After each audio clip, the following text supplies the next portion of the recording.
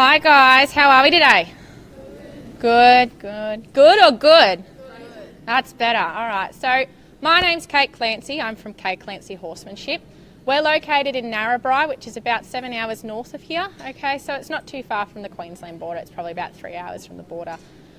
What we do up there, we full-time break in horses. We take outside horses. We've had horses come from Victoria, Tasmania, all the way up through to Queensland.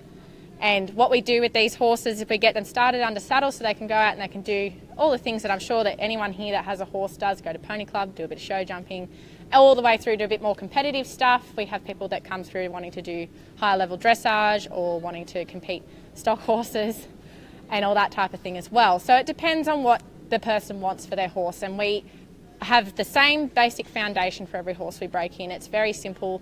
And it's about getting the horse forward and understanding and comfortable with the rider and the saddle and everything that goes along with it. The other facet of what we do, so I'm associated with Waymere Stud. It's approximately 500 acres and about approximately 50 horses on property at the moment. Okay, so these range from 3-year-olds that are educated to 2-year-olds that are just being started. We have weanlings, foals, yearlings, and of course broodmares and 2 stallions.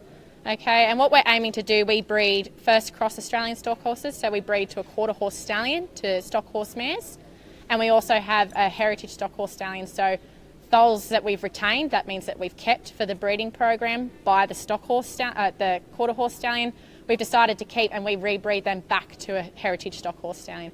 What we're looking for is type and temperament. We want a horse that has the look but also has the mind for it as well. We don't want it to be hard work, and we want anyone to be able to ride these horses and compete and do well. The final facet of what we do, we also do a bit of entertainment. We also offer our services to photographers and videographers, people that are looking for a horse that's able to do things a bit outside the box, including liberty and tricks, so that they can get the photo that they're looking for or movie, video, ad, what have you.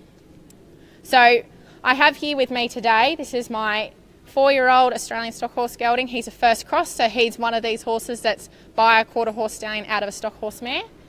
He's here today. He's going to do a little demo on some ridden stuff and then some liberty stuff as well, and we're also going to look a bit at safety. So one thing I really do want to stress to everybody here, and as a professional in the industry as well as just wanting to ride horses for a hobby, it is imperative that you stay safe, okay?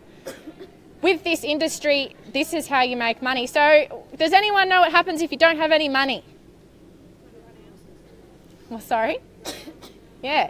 So if you run out of money, you can't afford to keep your house or your car or food or any of those things that we need to survive. So that means that you need to be able to keep riding horses. So if you have an accident and you can't work, that puts you out, doesn't it? That makes life really difficult for you. So we are aiming to make this job last a long time. We don't want to hit 30 and have had that many accidents that we can't get up on the horse anymore because we're too sore. We want to be able to do this job for a long time, and we want to be able to use it as a means of income. We don't want to just get hurt and then have to pack it all up and go, guess I'll get an office job now after working with animals for the last 20 years of my life. Okay, so we want to make it last.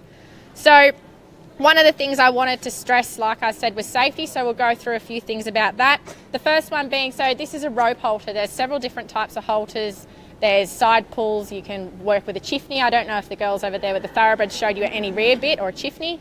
There's many different methods, filly slips, chains, you name it, they've got it. They've got it for every horse with every problem, with every need, of every type, okay? This is your run-of-the-mill plain rope halter, okay?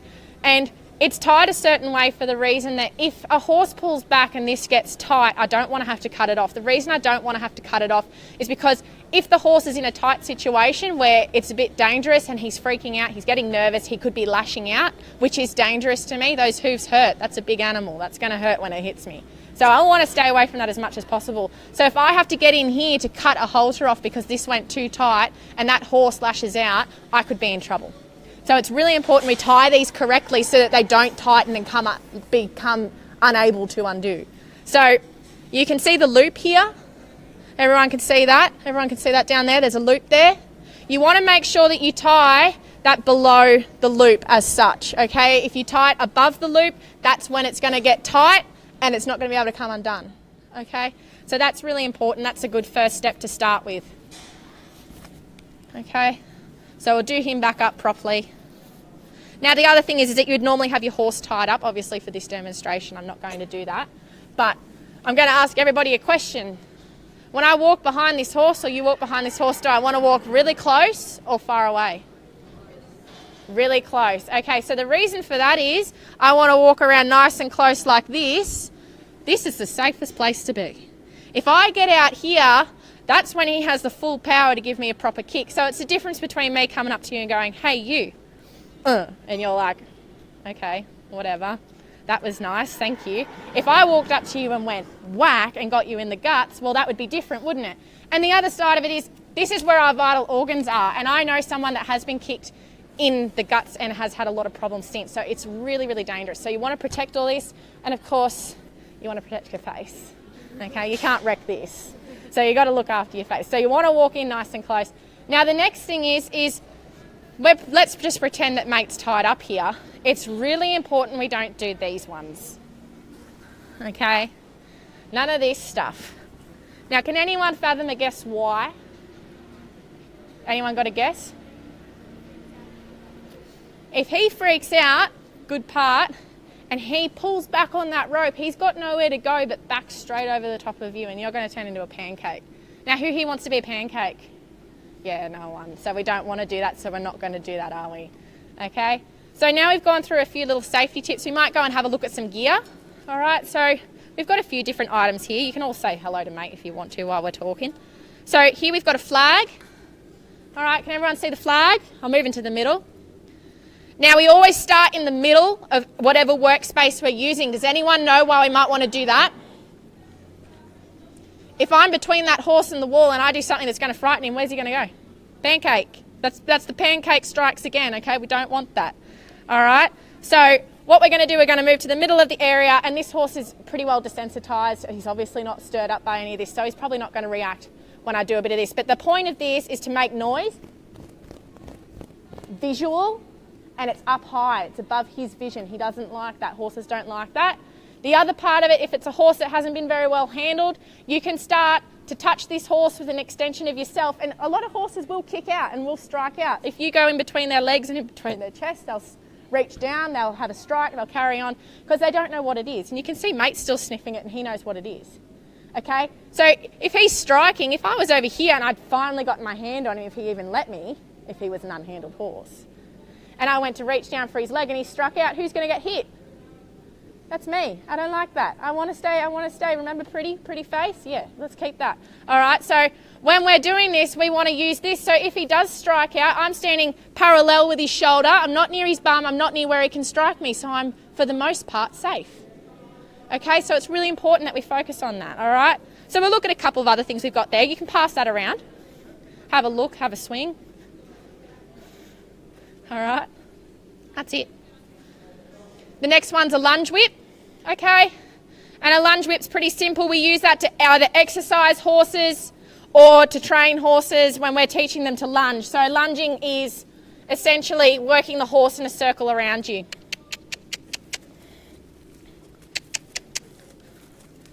So just like that, and we use this to see how the horse is going to behave. We can use this just to exercise a horse. Now this horse is working extremely close to me, and there is a reason for that, and that you'll see later.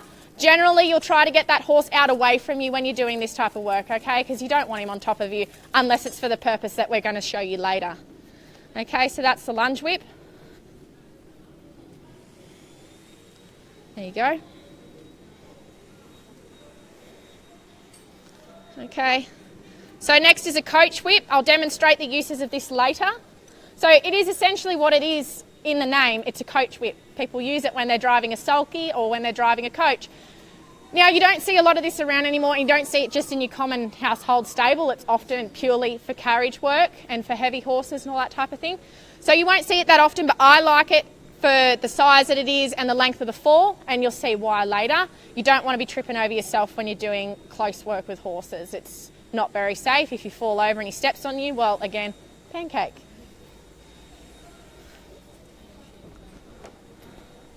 All right, so now we've got a dressage whip. This whip is used often in dressage but also across many disciplines and for many uses, okay? Some people will even use these in a lead class if they need the horse to move up if they don't have a show cane. They can use it for many purposes. The main purpose is to help accentuate movement. So if they want more forward, or if they want to just move the shoulders across or just the hip across, they use it for a more accessible point of control and a little bit more precision than just your leg and your hand. It gives the horse a bit more of a clearer indication of what you're looking for. There you go, Dar. He creeps in every time, doesn't he? He's like, yep, girls, girls, girls, give me a pat. You have to go down to the boys later, mate. You can't leave them out. All right, so here we have an Australian stock whip. Now, just like the Australian stock horse is one of 2 Australian breeds.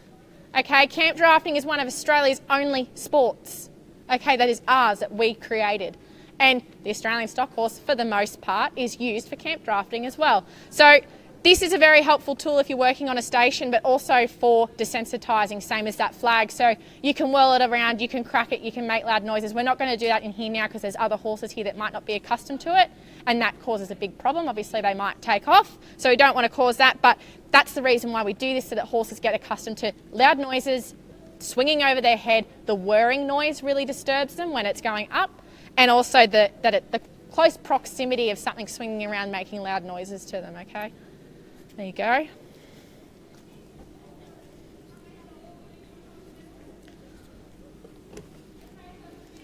All right.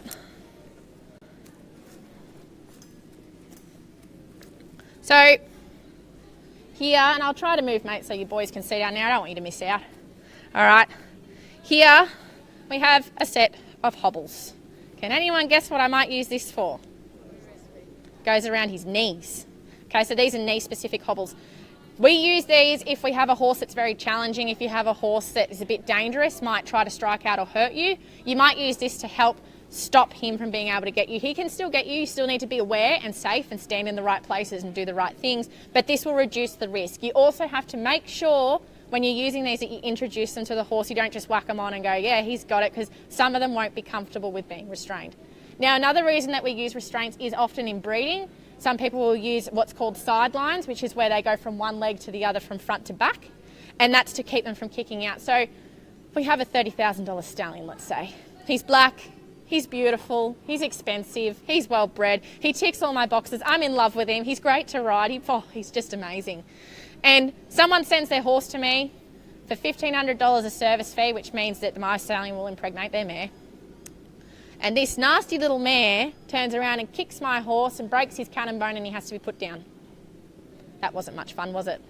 So not only has it cost me $30,000, but it's cost me whatever the service fee times how many horses I have a year, every year, which is money out of my pocket, money out of the stud, money out of the horse's food, all that type of thing. So we will use restraints to protect our horses from getting kicked if they are in a breeding situation and you don't know the mares. They also use artificial insemination to help avoid that, which is where they artificially inseminate the semen. So that means that they collect it from the stallion, put it in a straw, and then put it in the mare. There's no intercourse involved, okay? So saves that danger. Oh, my, that boring, mate.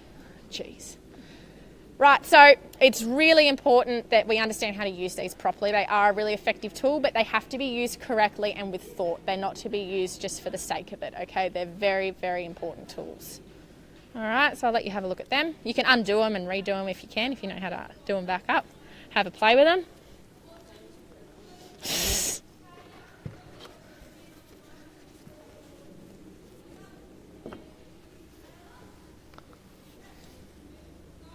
Making friends. He's good at making friends. Okay, so for about the first 3 weeks, I don't ride my horse in a bit. No bridle whatsoever, just the headstall. The reason for that being, I don't want, just for the sake of me losing control in a situation where the horse spooks, bucks, humps, rears, whatever, which breakers for the most part won't do if you prepare them properly, but will do in the case of an accident, okay? So not every horse is going to be perfect every time. You can't make that happen. This is the real world. So we want to be prepared for that. So I don't want to ruin a horse's beautiful, soft, snaffle mouth because I wanted to ride him in a bit to start with. You don't have any more control riding in a bit than you do in a halter if you do the training properly, okay? So when I want to get on a breaker, the most important thing for me is that I have a one rein stop. So this is how I turn him and stop him for the first 3 weeks of his life. He already knows what I'm going to ask him to do. He's already bending his nose around. I haven't touched him. So I want them to flex just like that. Okay?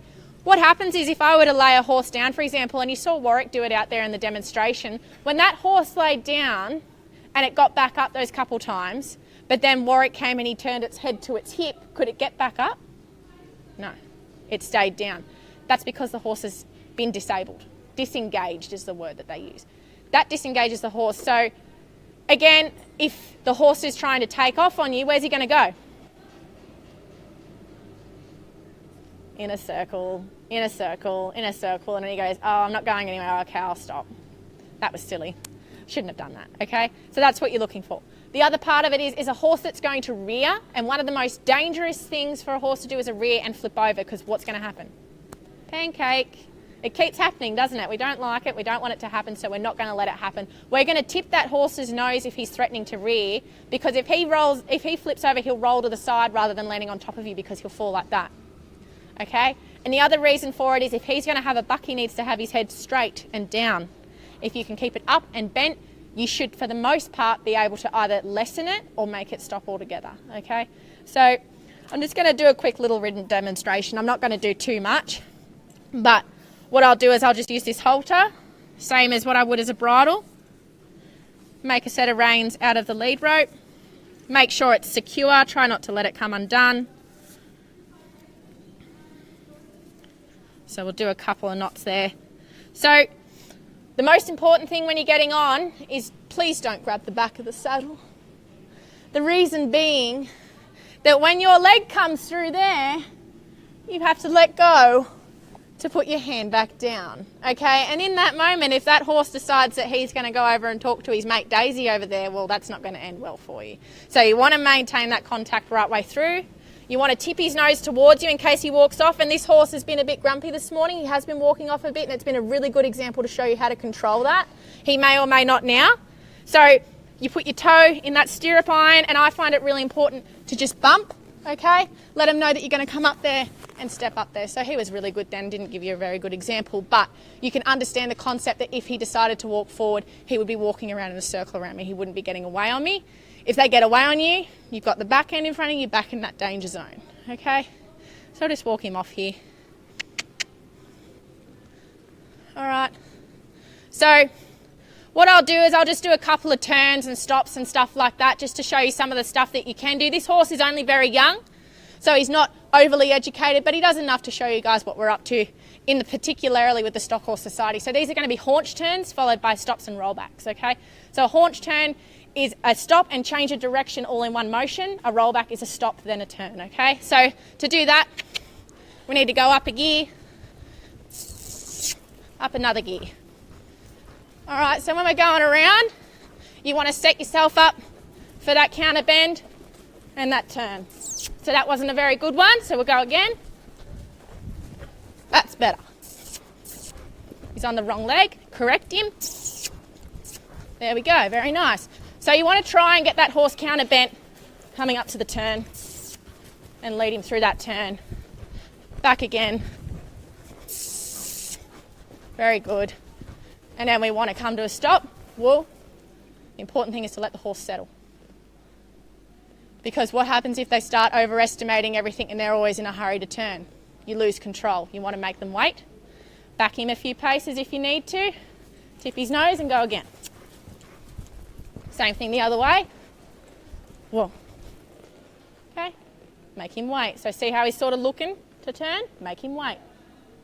Very important. If you can wait 5 or 10 minutes and chat to your best mate and all that kind of stuff, even better, because the horse won't learn to wait and expect what's going on. So tip his nose. Off we go again. So now we're in an emergency. Oh my goodness, he's taking off. He's getting away on me. I don't know what to do. How am I going to stop him? I'm pulling on the reins and nothing's happening. Oh, one rein, stop him. That'll fix my problem. So now do you see why it's important to have that good flex? All right. So if I could please get Jake to pass me the coach whip.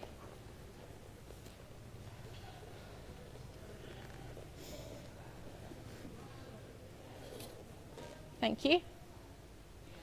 So as I mentioned earlier, there's a couple of facets to what we do at Clancy Horsemanship, and one of them is trick training. So this isn't a very nice surface for a horse to lay down on. If you have the opportunity to lay your horse down and teach your horse to lay down, find somewhere really soft. This ground's a bit hard. It looks soft on top, but it's very hard underneath.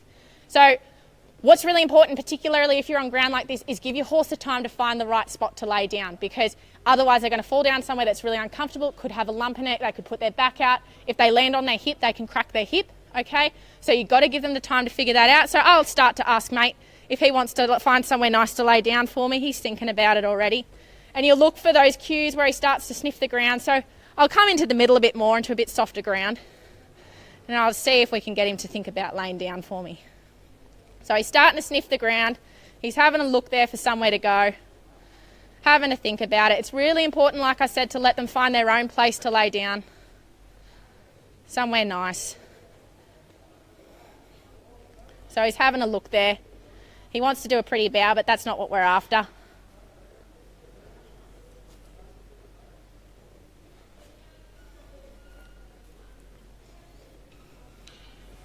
Let him stretch, let him find the spot.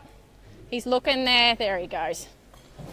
All right, so like I said, it's really important, particularly on ground like this. He's found this nice deep corner here, see? Really important with ground like this that you give them the time to find a lay down. If you're in sand, most of the time they'll just go plop. They're like, yep, cool. On ground like this where it's a bit uneven and a bit hard, make sure you give them the time, otherwise they'll become resentful of it. You want laying down to be a nice, comfortable experience for your horse. You don't want it to be something they don't enjoy. Okay, so obviously, once you start getting to that point, you can start getting a bit creative with it all and put your horses in some interesting positions with you and get those nice photos, get the model shot, have a nice lay in the sun, read a book, you know, watch the sunset, all those lovely things. Oh, you snoring, geez, hard life. Okay, so this is the type of stuff you can build up to once you have all that safety and training first.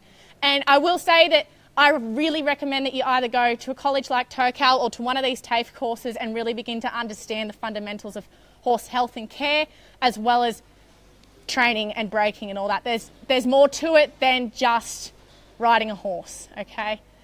So whenever you're ready, we might get him to jump up.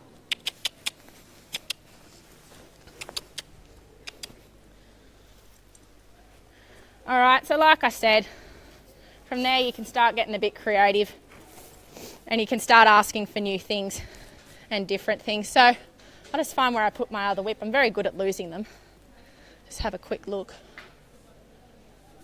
Very good at losing them. There it is. Okay, so I'll bring him over here and I'll pull this saddle off him. And I'll show you the other side a bit more of what we do with this trick training and liberty training.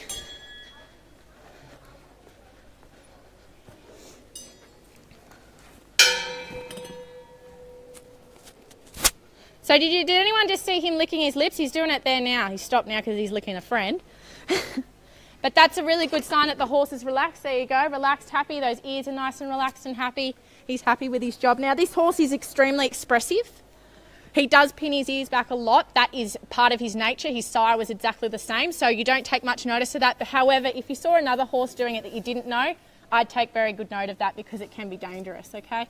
But because I know this horse and I know his nature and he's just a very expressive horse in the face in any way, that I know that he's not going to do me any harm, okay? So just take a note of that. Try not to drop everything. There we go. So it wouldn't be fun if we had a halter on, so we take the halter off and we do a bit of work at free will. So the important thing, it is at free will. You should be able to do this in a 100-acre paddock. We do it at home in a 100-acre paddock. I don't have an arena. I do it out in the paddock.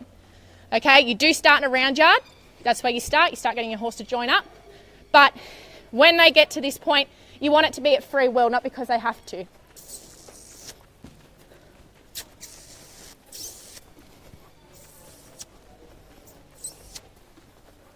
Well done, mate. So, of course, it wouldn't be a movie if you didn't have a big rear at the end. So, important thing is with this training, I've just dropped my mic. There we go. That you want to be able to make that horse wait and stop. So see how he'll wait there? I'm out of the frame. I don't want to be in the frame of the film. You don't see the trainer sitting there going, all right, mate, what I need you to do, buddy, is like on 5, rear up for the camera. You got it? Yeah, great. No, that's not how it works. And he's not sitting there going up, up, up right in front of him. It doesn't work that way. So you need to be able to back up, get out of the picture. You can see by this horse's face, see how he's getting ready. He knows what I'm going to ask him to do. He's going, oh, yes. So we cue him and then we let him up. Very good. Okay. Same thing. You want to be able to repeat that. You want it to be a repetitive process. You want to be able to do it more than once. So again, allez. Very good. All right. So again, you want to be able to bring this from what we start with ropes. We don't necessarily start with ropes with the rearing. We use a roller system to start with that. But a lot of it starts with ropes and you want to be able to move away from that. You want to leave yourself room to advance. So don't disable yourself with a vocal cue, because if you're doing a video, up, up, up in the background's not going to work, is it?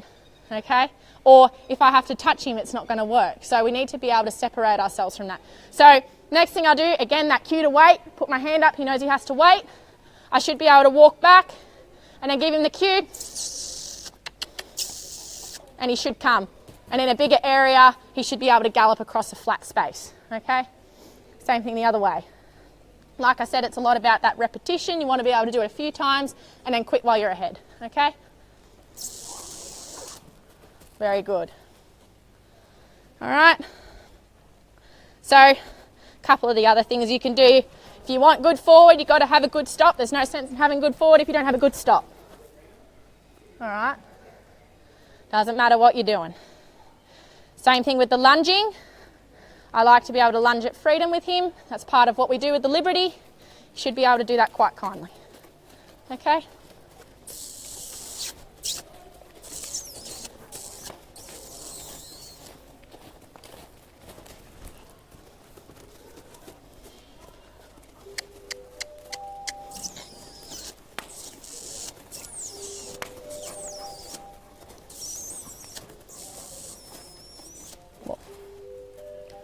Okay, so we've got to do our signature move. We're running out of time, but mate loves this trick, so we've got to do it. We do all the ones I want to do. We've got to do the one that he likes, don't we? All right? So again, back to the centre, always back to the centre. You don't want to be working in a close space next to a wall. So reassure him. You don't want him assuming because he knows what this whip on this side means. Everything has a purpose, okay? So he will straight away know what that cue is as soon as I start to move back. All right?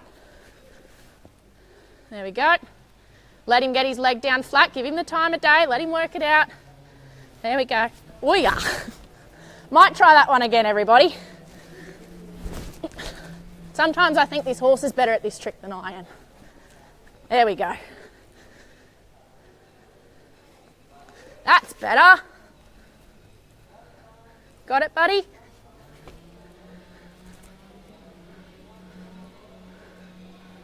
Hold on, guys.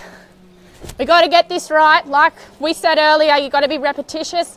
You got to give him the time of day. I'll bring him back up into a comfortable spot and I won't rush him. Part of that is me rushing him. Okay? See how much better he is this time? I'm not flicking him with that whip and annoying him. Give him the time to work that out. There we go. That's better. Now we can get up here and test our balance skills. Yeah.